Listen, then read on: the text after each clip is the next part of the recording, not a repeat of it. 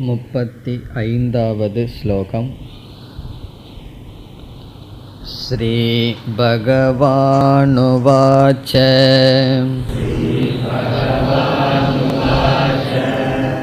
அசம்சயம் மகாபாகோ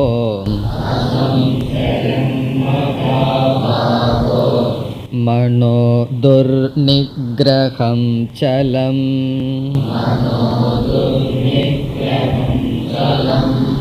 அப்யாசேன து கௌந்தேய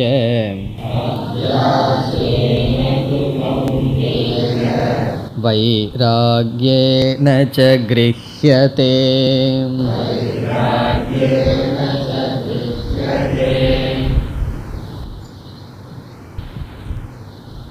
பகவானுடைய உபதேசத்தை தொடர்ந்து அர்ஜுனன் தன்னுடைய மனநிலையை பகவானிடம் பகிர்ந்து கொண்டான். நீங்கள் கூறிய இந்த தத்துவமானது என்னுடைய மனதில் நிலைக்கவில்லை. நீங்கள் கூறிய கருத்தை நான் ஏற்றுக்கொள்கின்றேன். ஆனால் சஞ்சலமான என்னுடைய மனதில் உண்மையானது நிற்கவில்லை என்று கூறினான்.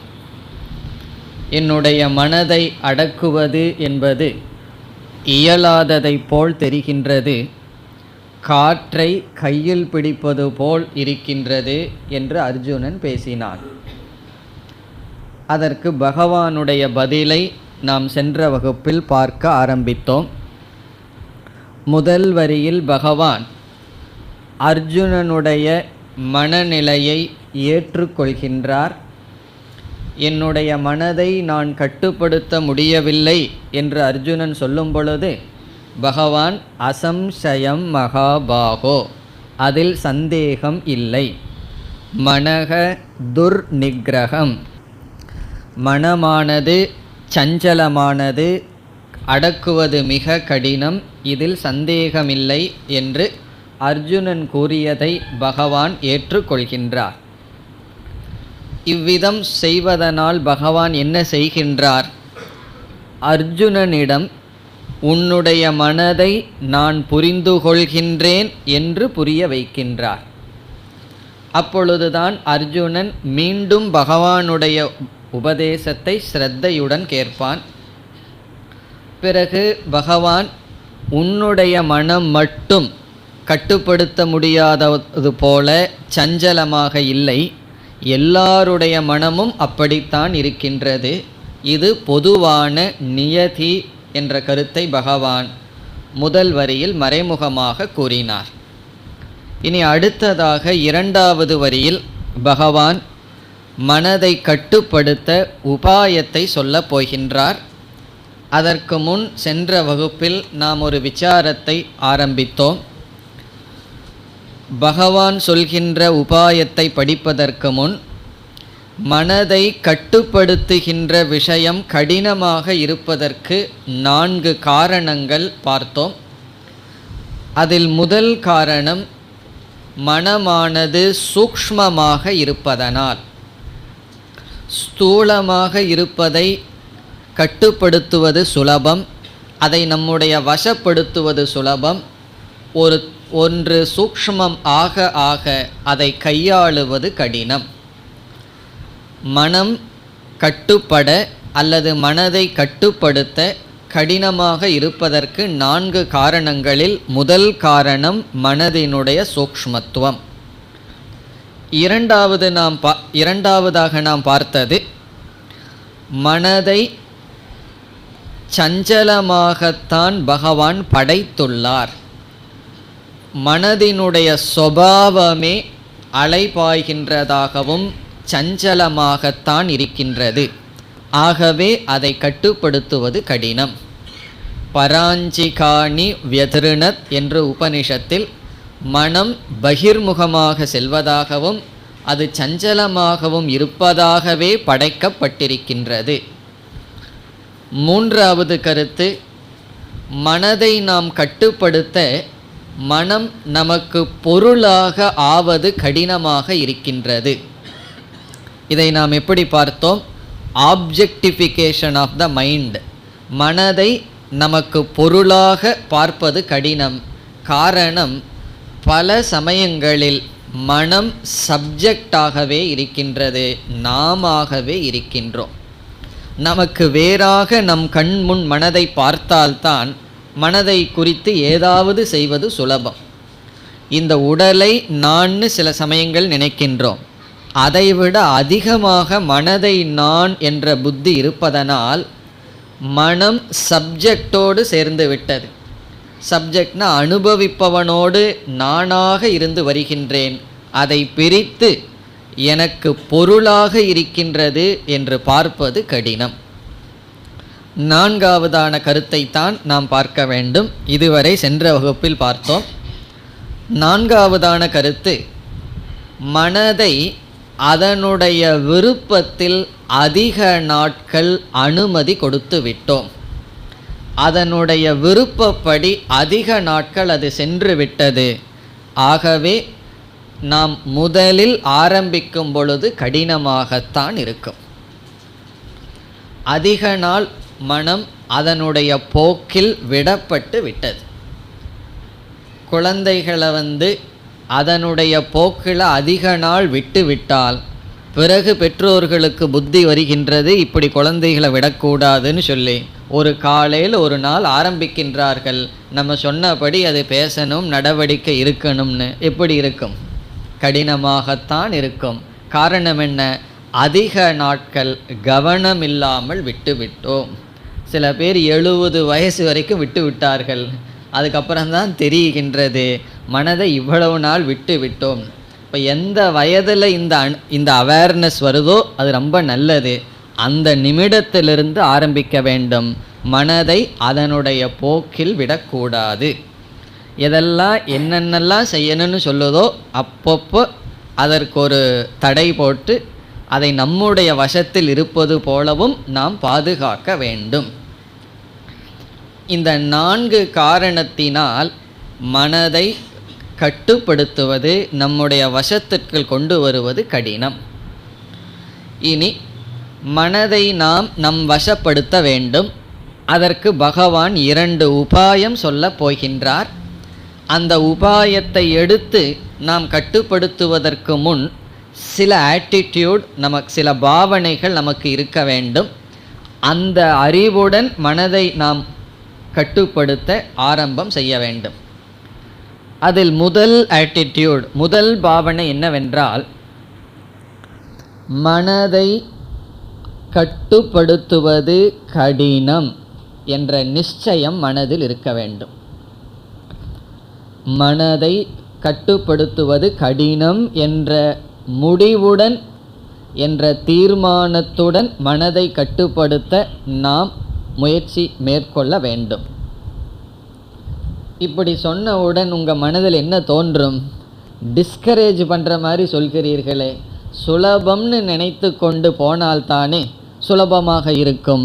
கடினம்னு நினைத்து கொண்டு அணுகினால் கடினமாகத்தானே இருக்கும் என்றால், சுலபமான ஒன்றை கடினம்னு நினைத்துட்டு சென்றால் அது கடினமாக தெரியலாமோ என்னவோ. உண்மையில் கடினமாக இருக்கின்ற ஒன்றை சுலபம் என்று நினைத்து கொண்டு அணுகினால் என்ன ஏற்படும்? முதலில் தோல்வி ஏற்படும். பிறகு என்ன செய்வோம்? மீண்டும் நாம் முயற்சியே செய்ய மாட்டோம். அதனால்தான் சென்ற வகுப்பிலே இந்த கருத்தை பார்த்தோம். கடினம் என்று நீ ஒன்றை அணுகினால் அது சுலபமாக முடியும். சுலபம் என்று ஒன்றை நீ அணுகினால் கடினமாக முடியும். எல்லாத்தையும் சுலபம் சுலபம்னு நினைத்து கொண்டு அணுகினால் ஒரு சில தடைகள் கூட நமக்கு பெரிதாக தெரிந்துவிடும். ஒவ்வொன்றும் இது கடினம் என்ற எண்ணத்துடன் அணுகினால், நாம் ஏற்கனவே மனதில் இது கடினம் என்ற எண்ணத்துடன் அணுகுகின்றோம். ஆகவே ஒவ்வொரு தடைகளும், கடினமான தடைகளும் கடினமாக தெரியாது. அது எப்படி கடினம்னு நினைத்து கொண்டு அணுகினால் அது ஏன் கடினமாக தெரியாது என்றால், கடினம் என்று நாம் நினைத்து கொண்டு அணுகும் பொழுதே அதற்கு நாம் தயாராக இருப்போம். தடைகளை சந்திக்க தயாரான மனநிலை நமக்கு வந்துவிடும். இது கடினம் என்ற எண்ணத்துடன் நான் அணுகும் பொழுது என்னென்ன கஷ்டங்களும் வந்தாலும் அல்லது கஷ்டங்கள் வர இருக்கின்றது, அதற்கு நான் தயாராக இருக்க வேண்டும் என்று எனக்குள்ளேயே தயாராக இருக்கின்ற பாவனை வந்துவிடும். ஆகவே வருகின்ற தடைகள் நாம் சுலபமாக அல்லது முயற்சியுடன் நீக்கி, தடைகளை நீக்கி வெற்றியை அடையலாம். வாழ்க்கையில் இது ஒரு பெரிய பாடம். ஒரு மனோதத்துவ ஆராய்ச்சியாளர் ஒரு புஸ்தகத்தை எழுதினார். அதனுடைய முதல் வாக்கியமே இப்படி ஆரம்பித்தார், லைஃப் இஸ் டிஃபிகல்ட் அப்படின்னு ஆரம்பிச்சிருக்கார். ரொம்ப அழகான கருத்தை அவர் சொல்லியிருக்கார். எப்படி அந்த கருத்தை அவர் கூறுகிறார் என்றால், நம்ம வாழ்க்கைங்கிறது ரொம்ப சுலபம்னு நினச்சிட்டு அணுகி கஷ்டப்பட்டுட்டு இருக்கோம். ஆனால் வாழ்க்கை அவ்வளவு சுலபமாக அல்ல. சில சமயங்களில் மகிழ்ச்சியும் சந்தோஷமான சூழ்நிலைகள் வரலாம், பிறகு கடினமான சூழ்நிலையிலும் வரப்போகின்றது. ஆகவே வாழ்க்கையை கடினம் என்ற பாவனையுடன் அணுகினால் அது உனக்கு சுலபமாக முடியும் என்று சொல்கின்றார். அந்த பிரின்சிபிள், அந்த அறிவு நமக்கு தேவை. நம்முடைய மனதை கட்டுப்படுத்துகின்ற விஷயத்தில் எல்லாத்தையும் சுலபம்னு நினைத்து கொண்டு அணுகினால் அது சுலபமாக இருக்காது. கடினம் என்று நினைத்து கொண்டு அணுக வேண்டும், சுலபமாக முடியும். இரண்டாவது பாவனை என்னவென்றால், இந்த விஷயத்தில் என்னுடைய முழு முயற்சி அதிகம் தேவை என்ற பாவனை. முதலில் இது கடினம், அதற்காக நான் தயாராக வேண்டும் என்ற பாவனை.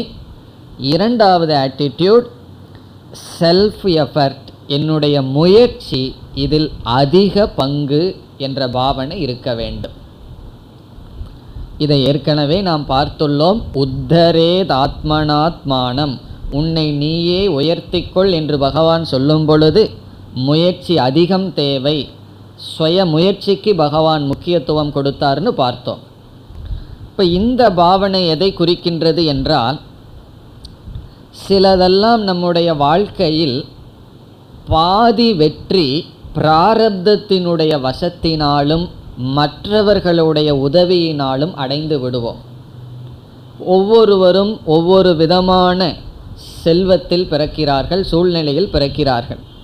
இப்போ ஒருவன் கோடீஸ்வரனுடைய வீட்டில் பிறக்கிறான்னு சொன்னால், அந்த கோடி ரூபாய் அவன் எப்படி சம்பாதிச்சான்னா, அவன் பிறப்பிலேயே சம்பாதித்து விட்டான். அதற்கு மேலே வேணும்னா தான் முயற்சி செய்ய வேண்டும். இல்லைன்னா அதை ஒழுங்காக வச்சு பாதுகாக்கணும்னாலும் கூட முயற்சி செய்ய வேண்டும். அதை ஈட்ட அவனுக்கு முயற்சி அவசியமில்லை. அப்படி மற்றவர்களினுடைய துணையினால், பிராரப்தத்தினுடைய துணையினால் சிலதெல்லாம் நமக்கு வாய்க்கும். ஆனால் நம்முடைய மனதினுடைய விஷயத்தில் பிராரப்தமோ மற்றவர்களோ துணை புரிய மாட்டார்கள். நம்ம மனசை கட்டுப்படுத்தணும்னா மற்றவர்கள் துணை புரிய மாட்டார்கள். மற்றவர்கள் துணை புரியாமல் இருந்தால் தான் நம்ம மனசை கட்டுப்படுத்த முடியும். உனக்கு துணை புரியறன்னு பக்கத்தில் பேசிக்கொண்டிருந்தால் அது மனசு சஞ்சலம்தான் வரும். ஆகவே இது ஒன்று தான் யாருடைய துணையையும் நாடாமல் நம்முடைய துணையை மட்டும் நாடி முடிக்கின்ற காரியம். இப்போ மனதை கட்டுப்படுத்தணுன்னு என்ன பண்ணணும்னா, முதல்ல யாருடைய துணையையும் நாடக்கூடாது, நம்முடைய துணையைத்தான் நாட வேண்டும். ஆகவே நம்முடைய அடுத்த பாவனை சுய முயற்சி இந்த விஷயத்தில் அதிகமாக இருக்கின்றது. ஆகவே என்னுடைய எஃபர்ட்டில் குறை இருக்கக்கூடாது. ஒரு ஆசிரியர் கூறுவார், அதாவது ஒரு பறவையானது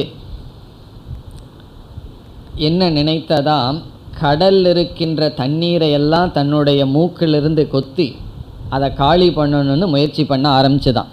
ஏன்னா அதனுடைய முட்டை கடலுக்குள்ளே போயிடுதான். பிறகு இதனுடைய சுய முயற்சி ஆரம்பித்து கொண்டே இருந்தது.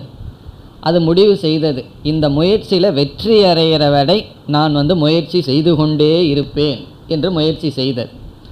பிறகு அந்த கதை என்ன சொல்கின்றது, முயற்சியை பார்த்த நாரதர் என்ன செய்தார், அந்த மொட்டை எடுத்து கொடுத்தார் அப்படின்னு ஒரு கதை முடியும். கௌடபாதர் இந்த கதையை கூறுகின்றார். இந்த முழு கதையில் என்ன சொல்ல விரும்புகின்றார், ஒருவனுடைய முயற்சி அயராததாக இருந்தால் நடக்க முடியாததும் கூட நடக்கும் என்பதுதான் கருத்து.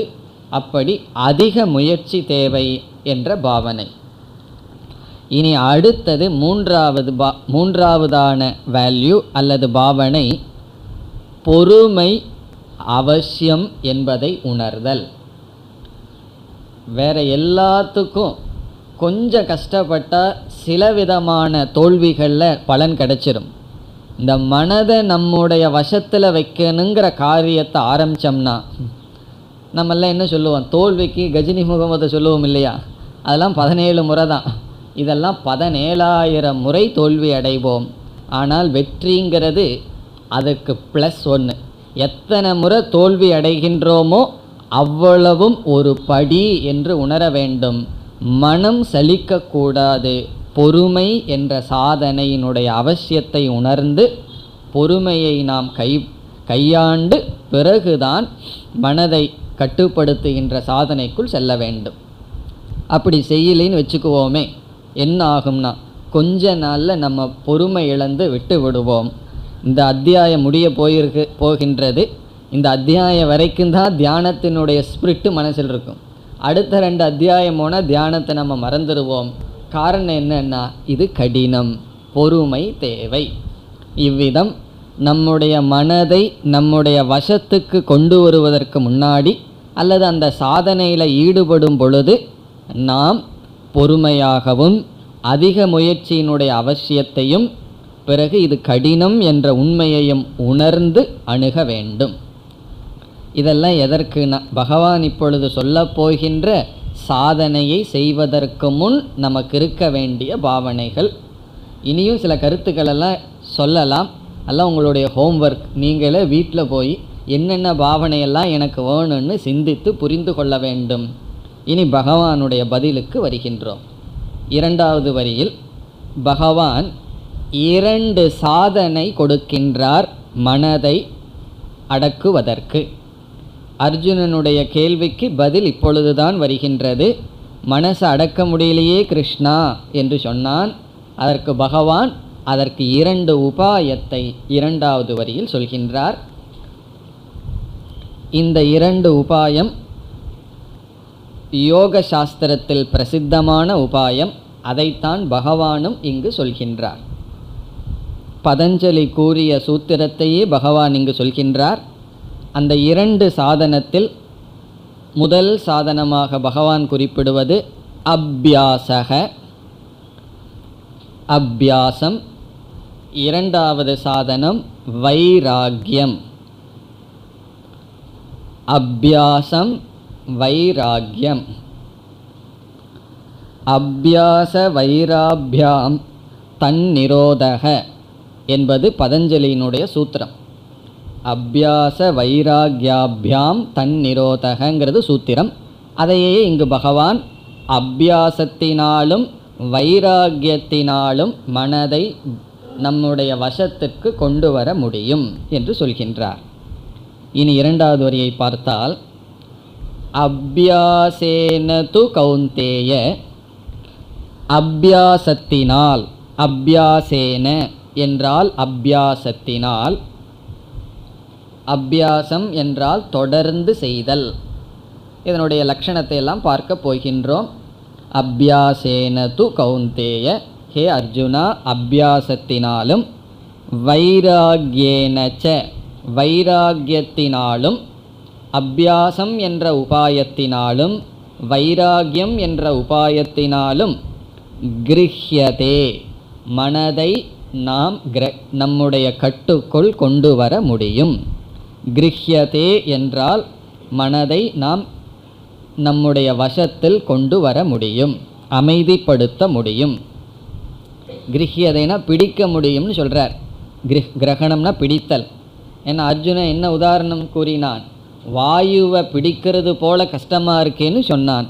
அதனால் பகவான் சொல்கிறார் மனதை பிடிக்க முடியும்.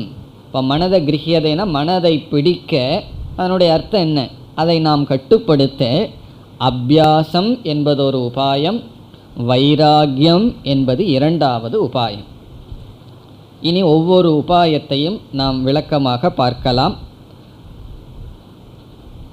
அபியாசம் என்பது முதலாகவும் வைராகியத்தை இரண்டாவதாகவும் கூறிய போதிலும் நம்முடைய விளக்கத்திற்கு முதலில் வைராகியத்தை எடுத்துக்கொள்வோம், இரண்டாவது அபியாசத்தை எடுத்துக்கொண்டு நாம் பார்க்கலாம். இப்போ 2 உபாயம் பகவான் சொன்னார். மனதை கிரகணம் செய்ய, நம்முடைய பிடிக்குள் கொண்டு வர அபியாசமும் வைராகியமும் உபாயம் சாதனம் என்றார். வைராகியத்தை இப்பொழுது எடுத்துக்கொள்கின்றோம்.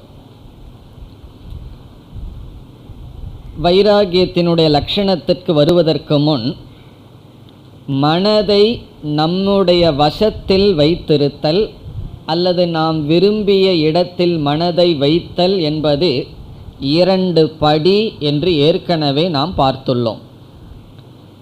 அதாவது முதல் படி அனாத்மாவிலிருந்து மனதை எடுத்தல் ஒன்று, இரண்டாவது ஆத்மாவிடம் வைத்தல் என்று 2 படியாக நாம் தியான சொரூப விசாரத்தில் படித்துள்ளோம்.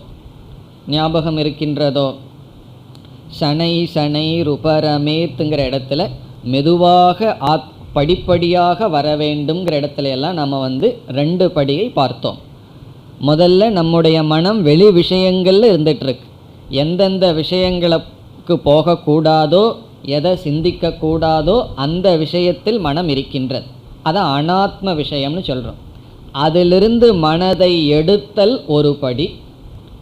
எடுத்த மனதை எந்த விஷயத்தில் வைக்க விரும்புகின்றோமோ அதில் தொடர்ந்து வைத்திருத்தல் இரண்டாவது படி. இந்த 2ம் பூர்த்தியாகும் பொழுது என்ன ஆகின்றது? மனம் நம்முடைய கட்டுக்குள் வந்து விட்டது. இப்போ மனதை நாம் அடக்கி விட்டோம்னு சொன்னால் என்ன அர்த்தம்? அனாத்மாவிலிருந்து எடுத்து நாம் எந்த விஷயத்தில் வச்சுக்க விரும்புகிறோமோ அந்த விஷயத்தில் வைத்திருத்தல், மீண்டும் அனாத்மாவுக்கு போகாமல் வைத்திருத்தல். நாம் வைக்கின்ற விஷயம் ஆத்ம விஷயமாக இருந்தால் அது நிதித்தியாசனம்னு சொல்கிறோம். அல்லது ஈஸ்வரனுடைய ரூபம், ஈஸ்வரனுடைய நாமம் எதுவாக இருந்தாலும் எந்த இடத்துல வைக்க முடிவு செய்கின்றோமோ அந்த இடத்தில் தொடர்ந்து வைத்திருத்தல் அது ஒன்று. அதற்கு முன் எங்கெல்லாம் போகக்கூடாதுன்னு நினைக்கிறோமோ, எதையெல்லாம் தேவையற்ற விஷயங்களில் நினச்சிட்ருக்கோ அதிலிருந்து எடுத்து கொள்ளுதல். இப்போ இந்த 2 படியில் இங்கு கொடுக்கின்ற 2 உபாயத்தில் முதல் உபாயம் வைராகியம். இந்த வைராகியம்ங்கிற உபாயம் எதற்கு பயன்படுகிறது என்றால், வெளி விஷயத்திலிருந்து மனதை எடுக்க பயன்படுகின்றது. இப்போ வெளி விஷயத்திலிருந்து மனசை எடுக்கணுமே, அப்படி எடுக்க வேண்டும் என்றால் பகவான் சொல்கின்ற உபாயம் வைராகியம். உன்னிடம் வைராகியம் இருந்தால் வெளி விஷயத்திலிருந்து நீ மனதை எடுக்கலாம். பிறகு இரண்டாவது என்ன? எடுத்த மனதை எந்த விஷயத்தில் நாம் செலுத்த விரும்புகின்றோமோ அதில் தொடர்ந்து செலுத்துதல். அப்படி செலுத்த அபியாசக என்பது உபாயம்.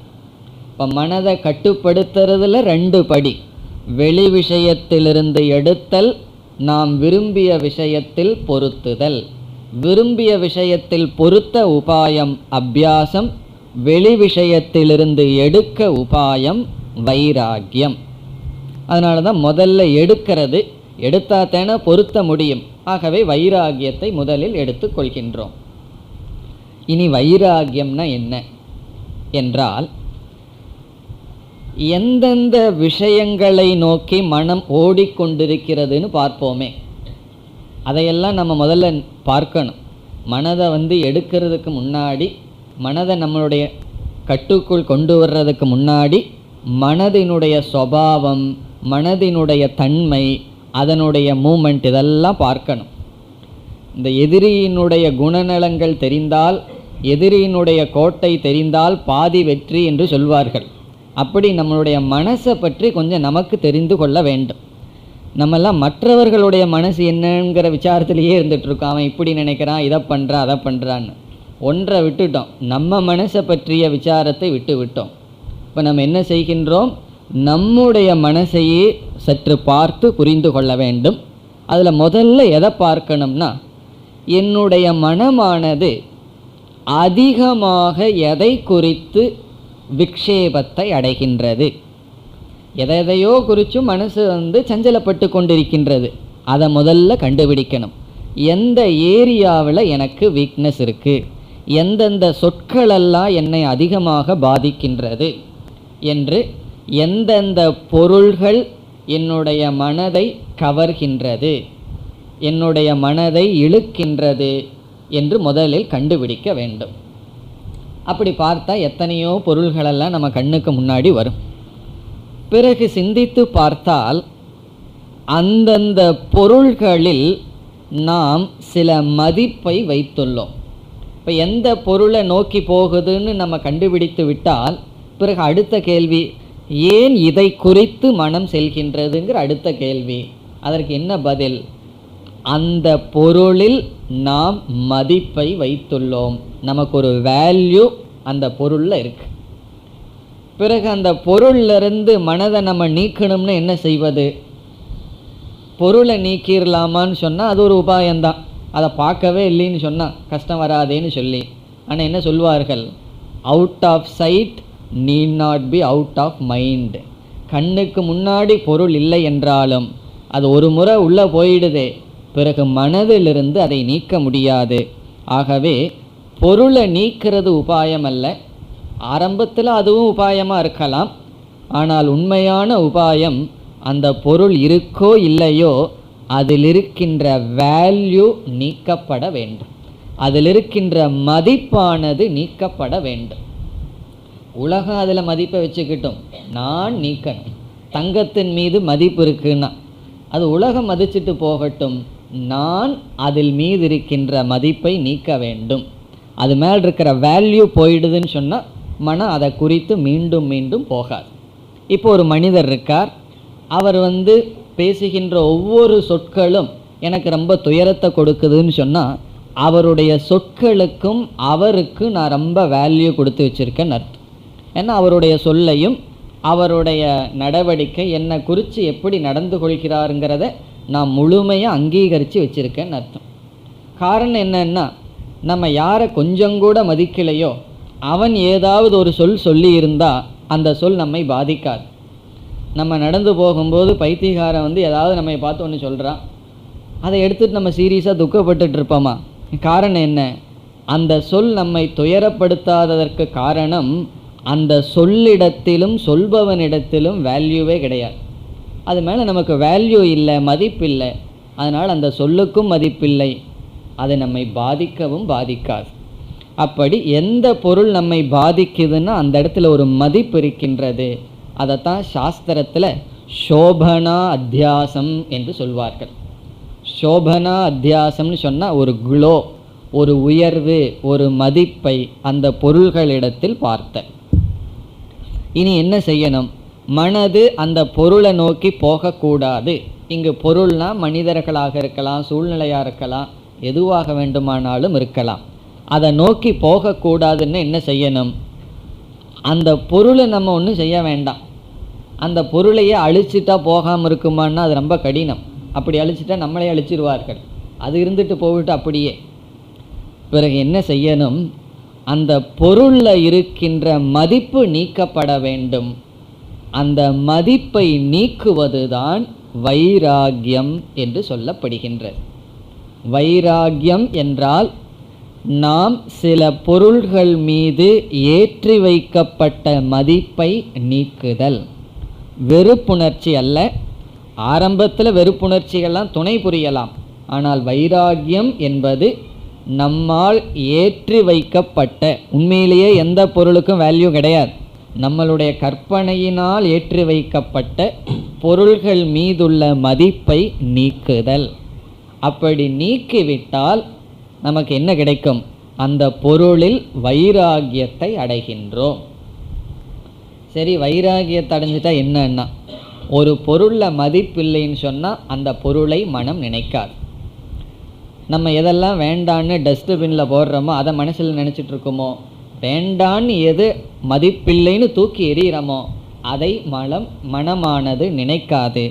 அதனால தான் சாஸ்திரங்களில் சொல்கிற உதாரணம், காக்கையினுடைய எச்சில் நம்முடைய உடலில் நம்முடைய ஆடையில் பட்டு விட்டால் அதனுடைய வேஸ்ட் இருக்கே, அதை நம்ம எவ்வளவு அருவருப்பாக நீக்கி விடுகின்றோம். நீக்கினதுக்கப்புறம் எல்லாரிடையும் போய் நான் ஒரு பெரிய தியாகி, அந்த எச்சில் என் மேலே விழுந்தது, அதை வேண்டான்னு நான் தியாகம் பண்ணிட்டேன்னு சொல்லிட்டு இருப்போமா? அருவருப்பான ஒன்றை வேண்டான்னு விட்டதற்கு பிறகு இதில் போய் என்ன தியாகம் இருக்குது? அப்படி எல்லா விஷயங்களும் காக்க விஷ்டவது என்று சொல்வார்கள். காக்க விஷ்டவதுனா காக்கையினுடைய எச்சில் போல. இப்போ இந்த இடத்துல தான் அது மேல் இருக்கின்ற மோகம் போகணுங்கிறதுக்காக நிந்தனையெல்லாம் செய்து, இந்த வைராகிய சதகம்னு ஒருத்தர் எழுதியிருக்கார். அதை படித்தோம் அப்படின்னா வைராகியம் வந்துடும். ரெண்டில் வரலாம். கொஞ்சம் புத்தியோடு படித்தோம்னா அவர் எந்தெந்த பொருளை சொல்கிறாரோ அந்த பொருளை வைராகியம் வந்துடும். புத்தி இல்லாமல் படித்தோம்னா அந்த புஸ்தகத்து மேலே வைராகியம் வந்துடும். இனிமேல் இந்த புஸ்தகத்தை நான் படிக்கவே மாட்டேன், மனசை கெடுத்துறதுன்னு முடிவு பண்ணிடுவோம். அவ்வளோ தூரம் பேசுவார். அவ்வளோ தூரம் மன உருகி பேசியிருக்கார் பர்திரஹரிங்கிறவர். வைராகிய சதகம்னு எழுதியிருக்கார். இதெல்லாம் எதற்கு இவ்வளவு கஷ்டப்பட்டு செய்தார்கள்னு சொன்னால், அந்த மோகத்தை நீக்கி, அந்த வேல்யூ தான் மோகம்ங்கிறது நீக்கி வைராகியங்கிற பாவனை நமக்கு வர வேண்டும். அதனால் ஆரம்பத்தில் வெறுப்புணர்வோ அல்லது அருவறுப்போ எல்லாம் வந்தால் தவறு கிடையாது. ஆனால் வைராகியத்தினுடைய கடைசி கட்டம் என்னன்னு சொன்னால், எந்த பொருள் மீதும் வேல்யூ மதிப்பு இருக்கக்கூடாது. அது எனக்கு சுகத்தை கொடுக்கும், அது எனக்கு என்னை பாதுகாக்கும், அனைத்து எண்ணங்களும் நீக்கப்பட வேண்டும். அப்போ என்ன ஆகும்னா மனம் அந்த பொருளை நோக்கி போகாது. இப்போ யாரையெல்லாம் நினைக்கிறோம், நம்ம பகைவர்களை அதிகமாக நினச்சோம்னா என்ன அர்த்தம்னா அவங்களுக்கு ரொம்ப வேல்யூ கொடுத்து வச்சுருக்கோம். இப்போ ஒருவனை இந்த உலகத்தினால ஒரு சாது ரொம்ப துக்கப்பட்டிருக்கார். அந்த சாது முடிவு பண்ணார், இந்த உலகத்தை நான் பழி வாங்கணும், ஏன்னா உலகம் எனக்கு ரொம்ப துக்கத்தை கொடுத்துடுது. என்ன பண்ணணும்னா அவர் சொல்கிறார், இந்த உலகத்தை நான் மறந்துடுறேன், அதுதான் நான் செய்கிற பெரிய ரிவெஞ்ச். இந்த உலகத்தை நான் பழி வாங்கிறதுனா என்னென்னா, இந்த உலகத்தை நான் மறந்து விடுகின்றேன்.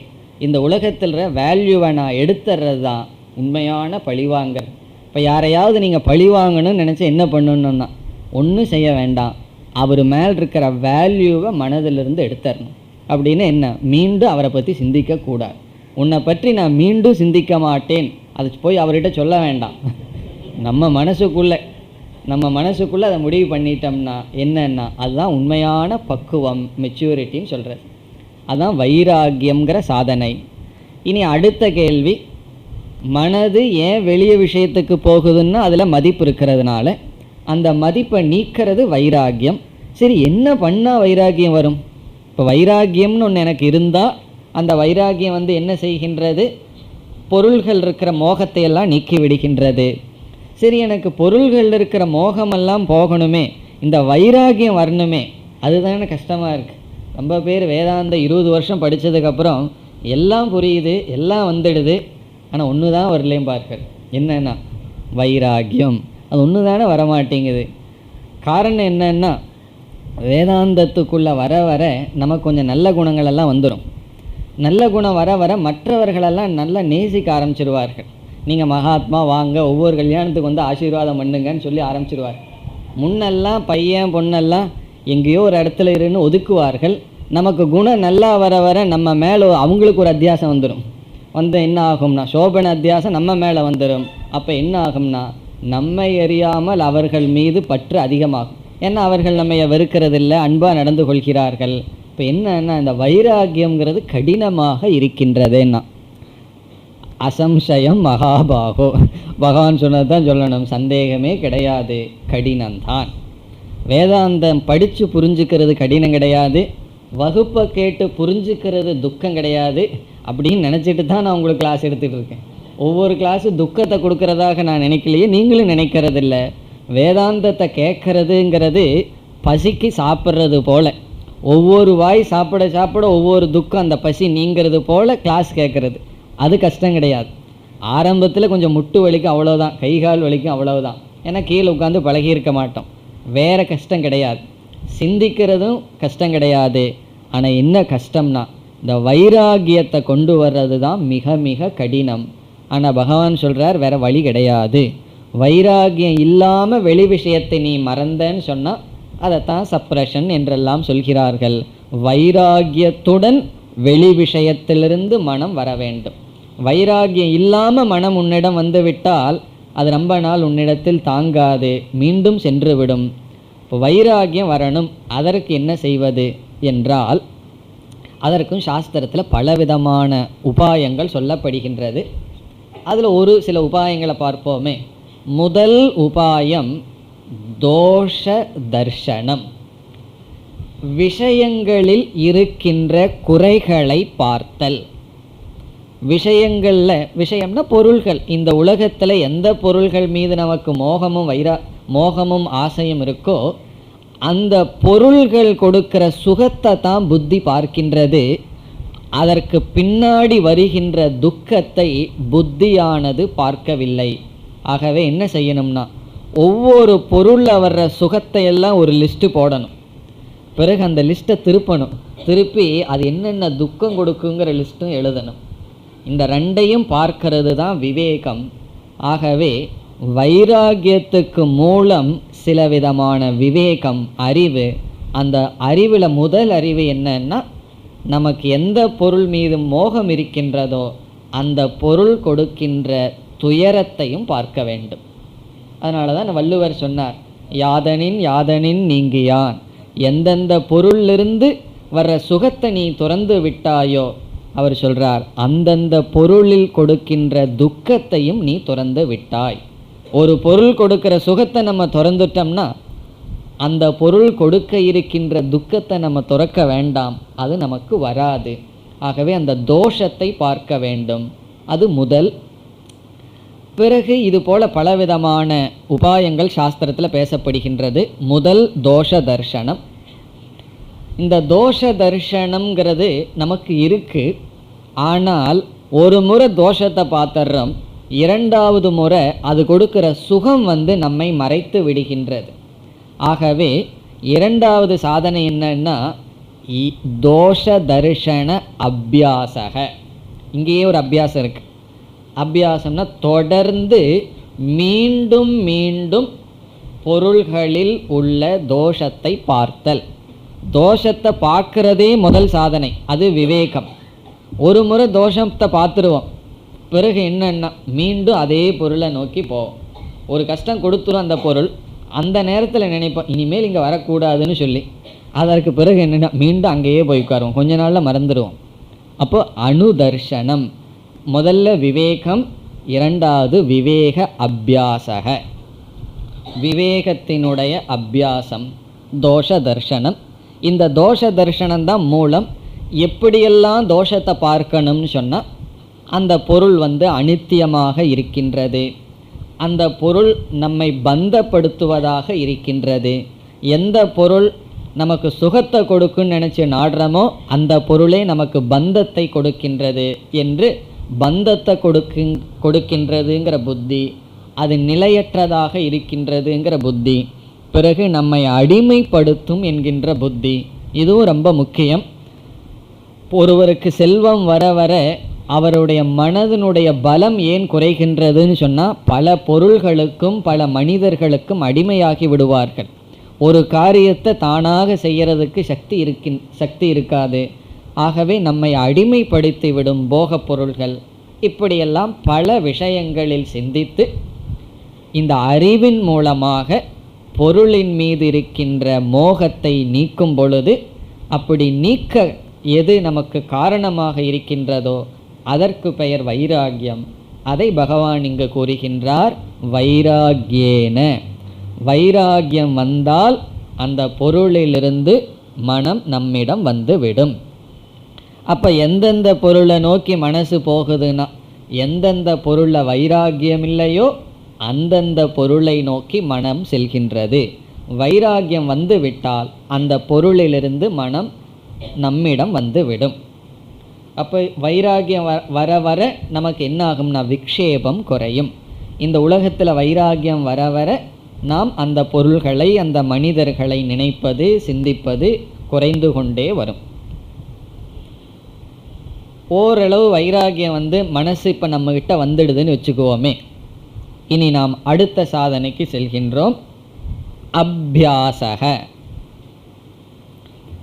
வைராகியத்திலிருந்து, வைராகியத்தினால் வெளி விஷயத்திலிருந்து மனசை நம்மக்கிட்ட கொண்டு வந்தாச்சு. இப்போ கற்பனை பண்ணிக்குவோமே, கொண்டு வந்துட்டோம்னு வச்சுக்குவோம். இப்போ எங்கே இருக்குது மனது? நம்ம கையில் இருக்குது, வெளி விஷயத்தில் இல்லை. இனி என்ன பண்ணணும்? எந்த விஷயத்தில் மனசை நம்ம செலுத்த விரும்புகிறோமோ, பயன்படுத்த விரும்புகிறோமோ, அந்த விஷயத்தில் மனசை பயன்படுத்தணும். ஆனால் அந்த மனசு போகுமான்னா அதில் அமராது. மீண்டும் விக்ஷேபங்கள் வந்து கொண்டு இருக்கும், அல்லது பலவிதமான தோஷங்கள் இருக்கும். அப்போது நாம் எந்த விஷயத்தில் மனசை செயல்படுத்த விரும்புகின்றோமோ அந்த விஷயத்தில் தொடர்ந்து செயல்படுத்த இங்கு பகவான் கொடுக்கின்ற உபாயம் அபியாசக. அபியாசக என்றால் ஆவருத்திகி. அபியாசத்துக்கு ஆவருத்தின்னு சொன்னால், ஆவருத்தின்னா என்னன்னு தெரியலையேன்னா, மீண்டும் மீண்டும் தொடர்ந்து பயிற்சி செய்தல், பழகுதல். தொடர்ந்து செய்தல், பயிற்சி செய்தல் அல்லது பழகுதல். அபியாசத்துக்கு ஒரு லட்சணமும் இருக்கின்றது, அதை கடைசியில் பார்ப்போம். அபியாசம் என்றால் ஆவருத்திகி. ஆவருத்திகினா ரிப்பிட்டிஷன், தொடர்ந்து செய்தல். இப்போ ஓம் நம சிவாயான்னு ஒரு நாமத்தை எடுத்துட்டோன்னு வச்சுக்கோமே, அதை தொடர்ந்து மனசில் நினச்சிட்டு வர்றதுக்கு பேர் அபியாசம். எதையாவது நாம் தொடர்ந்து மீண்டும் மீண்டும் செய்தால் அதற்கு பெயர் அபியாசக அல்லது ஆவருத்திகி. நம்ம ஸ்கூலில் படிச்சிருப்போமே, ஸ்கூல் ஞாபகத்துக்கு சொல்லணும்னா இம்போசிஷன்னு சொல்லணும். ஸ்கூலில் வந்து ஒன்று ஒழுங்காக எழுதலின்னு என்ன செய்வார்கள்? இம்போசிஷன் எழுதிட்டு வாங்க. அதுக்கு பேர் என்னென்னா அபியாசம். அப்படியெல்லாம் அபியாசம் பண்ணியிருக்கிறோம் அல்லவா? அப்படி இங்கே என்ன பண்ணணும்னா அபியாசம் செய்ய வேண்டும்.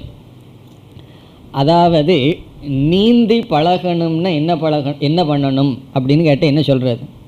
கரையில் உட்கார்ந்துட்டு என்னென்ன ஸ்ட்ரோக் எப்படி போடணும்னு ரிசர்ச் பண்ணிகிட்டு இருந்தால் என்ன ஆகும்னா ஒன்றும் பண்ண முடியாது. அதே போல் சைக்கிள் ஓட்டி பழகணும்னா நம்ம இந்த புவி ஈர்ப்பு விசை எப்படியெல்லாம் இருக்கும், இந்த விசாரமெல்லாம் பண்ணிகிட்டு இருந்தோம்னா பழக முடியுமா?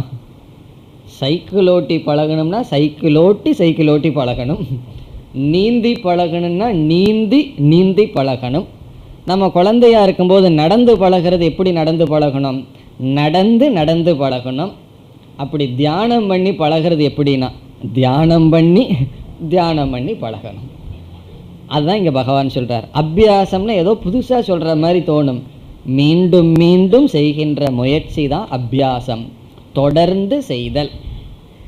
வாழ்க்கையில் எந்த ஒரு கலை, எந்த ஒரு ஆர்ட் அதை ஒருவர் அடைஞ்சிருக்கார், அந்த ஒரு கலையை அடைஞ்சிருக்காருன்னு சொன்னால் அவர் விவேகத்தினாலையும் வைராகியத்தினாலையும் கிடையாது. அதெல்லாம் ஒரு ஸ்டெப்பு. அபியாசத்தினால தான் அடைந்திருக்க முடியும். அது எதுவாக இருக்கலாம். எந்த ஒரு கலையும் தொடர்ந்து செய்வதனால்தான் அந்த கலையில் நிபுணத்துவத்தை அடைய முடியும். அது எதுவாக வேண்டுமானாலும் இருக்கலாம். அது கார் டிரைவிங்காக இருக்கலாம், அல்லது நடக்கிறதா இருக்கலாம், ஓடுறதா இருக்கலாம், நீந்துவதாக இருக்கலாம், அல்லது பேங்க்கில் போய் பாருங்கள், பணத்தை கவுண்ட் பண்ணுவார்கள். நம்மக்கிட்ட 1 லட்சம் ரூபாய் கொடுத்து கவுண்ட் பண்ணணும்னா 1 மணி நேரம் பண்ணுவோம். அவர்கள் 10 நிமிஷத்தில் முடித்து விடுவார்கள். எப்படி வந்ததுன்னா அபியாசாத்.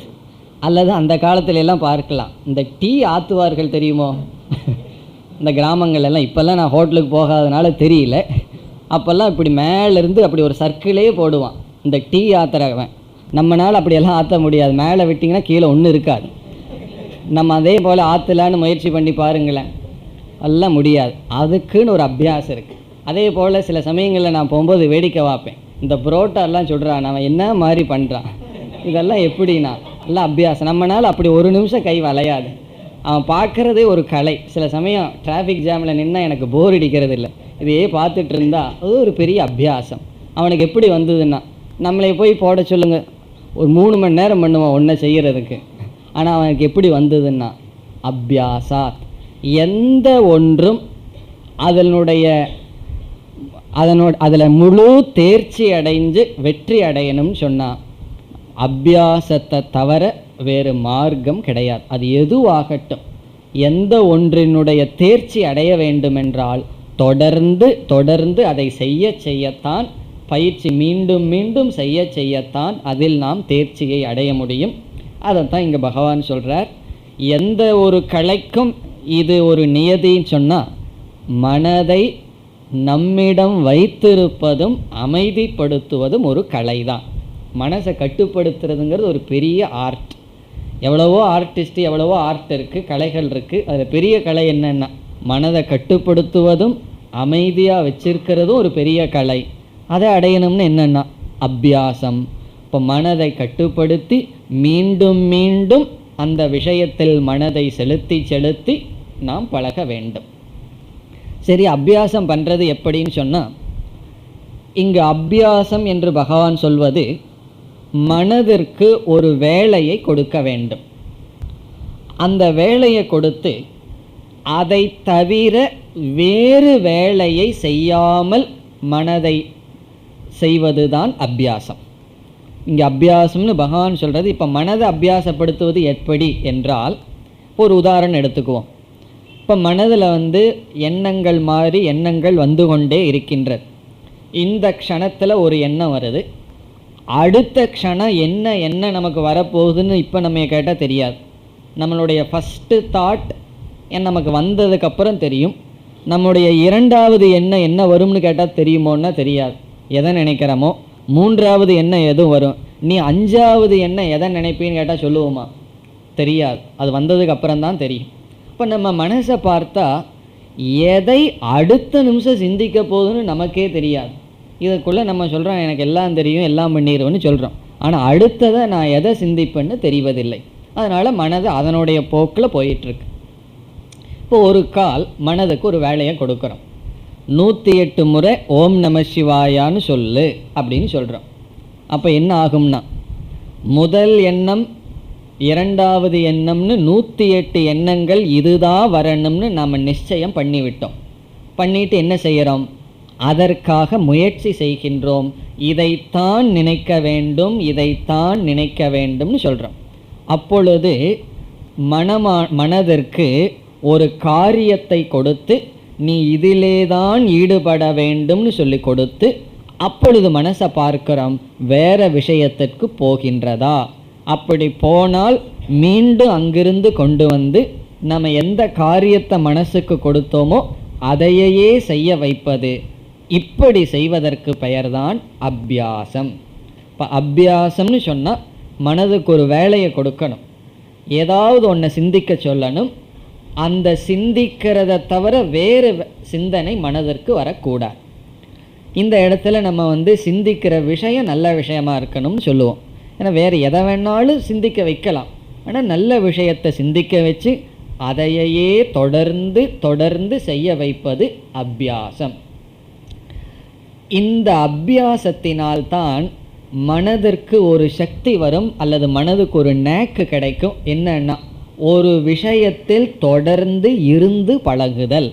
இப்போ மனதை விதவிதமாக மாறி மாறி சிந்தித்து பழகி கொண்டிருந்த மனசை ஒரு எண்ணத்தில் ஒரு விஷயத்தில் தொடர்ந்து இருக்க வச்சு பயிற்சி பண்ணியிருந்தோம்னா அப்படிப்பட்ட ஃப்ரேம் ஆஃப் மைண்ட், அப்படிப்பட்ட மனசை நாம் அடைய முடியும். இப்போ வாழ்க்கையில் மனதையே நாம் உருவாக்க வேண்டும். ஒரு மனதை நம்ம அடையணும். எப்படிப்பட்ட மனம்னா, ஒரு காரியத்தில் தொடர்ந்து இருக்கின்ற மனம். அப்படி பழகிவிட்டால் எந்த காரியத்தை செய்தாலும் அந்த காரியத்திலேயே மனம் ஈடுபடும். அதனால தான் ஜென் புத்திசத்தில் ஒரு ஸ்டோரி, ஒரு கதை ரொம்ப சுருக்கமானது தான். ஒருவர் கேட்குறார், இவ்வளவு வருஷம் எல்லாம் பண்ணி ஒரு மகாத்மா கிட்ட, ஒரு சாது கிட்ட கேட்குறார், 30 வருஷம் 40 வருஷம் காட்டில் போய் தபம் செய்து நீங்கள் என்ன அடைந்தீர்கள்னு.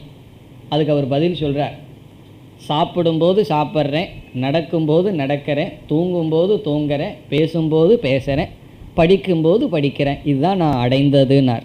எத்தனை வருஷம்னா 30 வருஷம் நான் தபஸ் பண்ணி நான் என்ன அடைஞ்சேன்னா, சாப்பிடும்போது சாப்பிட்றேன், தூங்கும்போது தூங்குறேன், நடக்கும்போது நடக்கிறேன், பேசும்போது பேசுகிறேன், எழுதும்போது எழுதுகின்றேன்.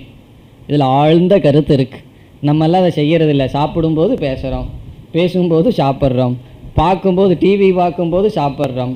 இப்படி ஒன்றை செய்யும் பொழுது வாயோ கையோ காலோ ஒன்றை செய்யுது, மனசு எங்கேயோ போயிடுது. வீட்டில் இருக்கும்போது ஆஃபீஸை நினைப்பு, ஆஃபீஸுக்கு போகணுன்னே வீடு, இப்படி மாறி மாறி.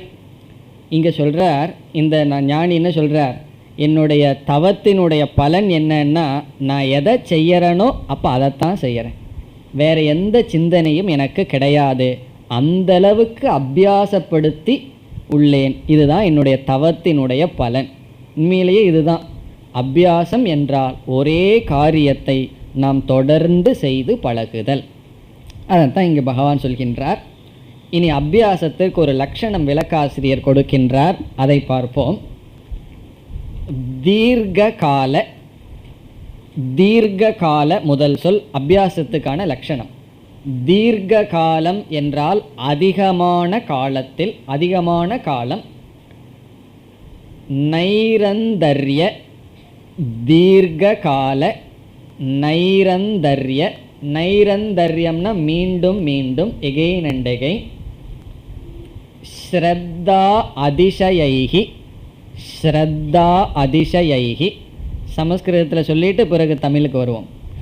தீர்க்க கால நைரந்தர்ய ஸ்ரத்தா அதிசயைகி கிரியமானக யத்னக, கிரியமானக யத்னக அபியாசக. இதை பார்த்தோம்னா, தீர்க்க காலம், அதிக காலம், நைரந்தர்ய மீண்டும் மீண்டும், ஸ்ரத்தா அதிசயைகி ஸ்ரத்தையுடன், அதிசயம்னா அதிகமான ஸ்ரத்தையுடன். இந்த அபியாசம் பண்ணும்போது ஏனோ தானோன்னு எதையோ நினச்சிட்டு பண்ணிகிட்டு இருக்கக்கூடாது, ஸ்ரத்தையுடன் செய்ய வேண்டும். ஸ்ரத்தா அதிசயைகி கிரியமானக செய்யப்படுகின்ற, யத்னக முயற்சி. இப்போ அபியாசத்துக்கு என்ன லட்சணம்? அதிக காலம் மீண்டும் மீண்டும் முழுமையான ஸ்ரத்தையுடன் செய்யப்படுகின்ற முயற்சி. தீர்க்ககால நைரந்தர்ய ஸ்ரத்தா அதிசயைகி கிரியமானக யத்னக அபியாசக. இதை கேட்ட உடனே அப்போ எவ்வளவு சீக்கிரம் மனசு அடங்கும்னு சொல்லக்கூடாது. அபியாசம்னாவே அதிக காலம்னு சொல்லப்பட்டிருக்கு. அதனால் அபியாசத்துக்கு அங்கமாக இருப்பது டைம், காலம்தான். சிலதெல்லாம் காலத்தினால தான் நமக்கு பக்குவம் வரும். அது ஏன்னு கேட்டால் அதை கேட்க முடியாது, அது அப்படித்தான். ஏன் இப்போவே மனசு ஒடுங்க மாட்டேங்குது, இப்போ 5 வருஷம் 6 வருஷம் கஷ்டப்பட வேண்டியது இருக்குன்னா அத்தனை வருஷத்தினுடைய முயற்சி தேவை. ஆகவே அபியாசம் என்பது மீண்டும் மீண்டும் மனதிற்கு ஒரு வேலையை கொடுத்து அதையே செய்து பயிற்சி செய்தல், அதையே செய்ய வைத்து பார்த்தல். இப்படி மனசு ஒரு வேலையை செய்யணும்னு என்றால் அது நம்மக்கிட்ட வரணுமே. நம்மளிடமே மனசு இல்லைன்னா அதுக்கு எப்படி அபியாச பயிற்சி கொடுப்பது? அப்படி வர வைக்கிறது தான் வைராக்கியம். அப்போ என்ன சொல்கிறார் பகவான்? முதல்ல அந்த மனசை உன் கைக்கு கொண்டு வா. எங்கெங்கேயோ இருக்கிற மனசை என்ன பண்ணு, உன்னுடைய கைக்கு கொண்டு வரணும்னா வைராக்கியத்தை அடை. வைராக்கியத்தின் மூலயமா மனசை கையில் பிடிச்சிக்கும். பேசாமல் வச்சுருந்தீங்கன்னா அடுத்த நிமிஷம் ஓடிடும். பிறகு என்ன பண்ணணும்னா அதை ஒரு செயலில் ஈடுபடுத்தி தொடர்ந்து அந்த செயலிலேயே இருக்க வைத்து பழகு. இப்படி செஞ்சால் என்ன ஆகும்னா, கிரஹ்யதே மனக கிரஹ்யதே, மனதை நீ கட்டுப்படுத்த முடியும், மனதை நீ பிடிக்க முடியும். இனி மீண்டும் பகவானுடைய பதிலை பார்த்தால், அபியாசேன து கௌந்தேய வைராக்யேன ச கிரஹ்யதே. அபியாசத்தினாலும் வைராக்கியத்தினாலும் மனதை நாம் கட்டுப்படுத்த முடியும். இதை படிக்கும்போது கவனமாக படிக்கணும். இந்த சமஸ்கிருதத்தில் அபியாசேனன்னு இருக்கு. அபியாசே நன்னு பிரிச்சிடக்கூடாது. வைராகியே ந கிரஹ்யதே, வைராகியே சத்தியபி ந கிரஹ்யதேன்னு பிரிச்சிடக்கூடாது. இந்த நங்கிறது சில பிரிண்டிங்கில் தள்ளி போயிடணும். அப்போ அபியாசத்திலும் வைராகியத்திலும் ந கிரஹ்யதே, அதை ஒன்றும் செய்ய முடியாது அப்படி அர்த்தம் ஆயிரும். அப்படி அல்ல, அபியாசேன அபியாசத்தினால், இது 3வது விபக்தி. அபியாசேன 7வது விபக்தி ஆயிரும், 7th கேஸ் ஆயிரும். அபியாசே அல்ல, அபியாசேன வைராகியேனச்ச. சேங்கிறது அபியாசத்தினாலும் வைராகியத்தினாலும் கிரஹ்யதே, மனதை அடக்க முடியும். மேலும் அடுத்த வகுப்பில் பார்க்கலாம். ஓம் பூர்ணமத பூர்ணமிதம் பூர்ணாத் பூர்ணமுதச்யதே பூர்ணஸ்ய பூர்ணமாதாய பூர்ணமேவாவசிஷ்யதே. ஓம் சாந்தி சாந்தி சாந்தி.